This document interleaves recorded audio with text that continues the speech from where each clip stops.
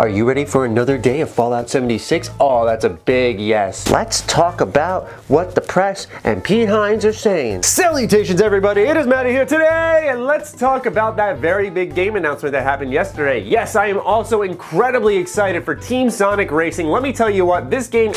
Nah, instead, let's talk about how the lead artist at Bethesda Game Studios has responded to the rumors of Fallout 76 being an online survival RPG. Furthermore, Jason Schreier of Kotaku, the one who created the article which has led to the discussion of Fallout being an online survival RPG, actually had more to say about the state of Fallout 76. And last but certainly not least, Pete Hines, he's gonna poke the fire a little bit, he's gonna spread some flames, and we're gonna talk about that too. Let's start off with the lead artist. That's probably the most exciting bit of all of this. Before his comments were deleted, on his Instagram we can see that someone said, "If it's Fallout Rust Edition, I will ram my head into a wall out of frustration." He says, "Before you destroy your head, wait until you know more about it. Besides, I need more time to destroy humanity myself, so please be patient. I would hate for you to miss out." So he responds and says, "I will be staying tuned, no doubt. Big fan of you and Bethesda's work, so my hope is still alive." To which he says, "I think you will not be disappointed." Furthermore, another Instagram user said, "Not sure how to feel yet, but to be honest, I was hoping for a new IP like Starfield, but thank you for your hard work." To which he says, "Stay tuned, smiley face."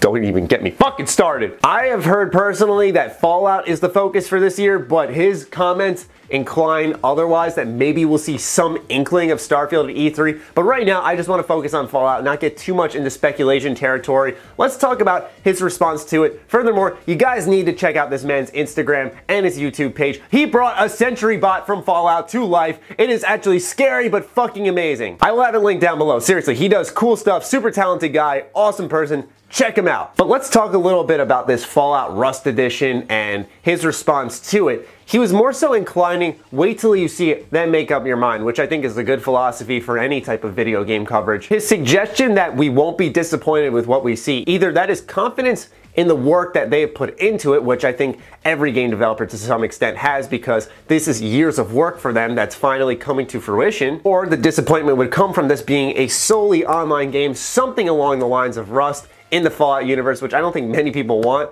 when it turns out that's not the case, so that would prevent our disappointment, right, if it weren't that. Like I said, his comments are gone now, but this is someone directly from Bethesda Game Studios, so that is certainly telling. Now on to Jason Schreier again. Jason says, "For what it's worth, as someone who really digs Fallout games, I'm optimistic about Fallout 76 and stoked to see more. Might be multiplayer, but it's still gonna be a BGS game." As you can tell, I'm gradually loosening up in this video. I'm feeling a little more confident about the way things are developing now for Fallout 76. It's not a guarantee, but seeing signs like, okay, it's gonna be a standard BGS game. I love their open worlds. I love exploring them, and I really hope with where this is set in the Fallout timeline, there's a lot of room for writing, creating new factions, creating new mechanics in the Fallout universe. There's a lot of room for creativity here that I think Bethesda can really go gung-ho with. And seeing that it still remains as a standard BGS game in many ways is encouraging, at least. Jason follows that up by saying, "I don't think it's a Rust clone or anything. I think it's a unique multiplayer RPG inspired by all of those games, Daisy, Rust, Ark, etc., with co-op and base building, etc. As long as I can play this by myself, it doesn't have to be co-op. I'm totally fine with Fallout having a co-op mechanic." This has not been the rumor, but massive multiplayer where I see 40,000 people running around the wasteland, which is all of a sudden not a wasteland because there's so many people out there, disrupts the experience in so many ways and breaks exactly what Fallout is. However, co-op, having one person tag along with me, helping me build a base or helping me clear out a new vault that I've discovered or something along those lines, I'm not against that. I just have to voice that I hope with this new focus on multiplayer, Bethesda themselves haven't lost focus on what Fallout fans also love, which is great role-playing. If we could get the best of both worlds of a co-op and really good role-playing, I would be so happy. And now, onto my boy, Pete Hines. In response to a comment saying, "So basically no surprise during E3 week this year. Why is everyone leaking everything early?" And Pete Hines says, "Far from it." This was in response to a post Pete made about Fallout 76, so I'm going to imagine him talking about everything leaking early is in reference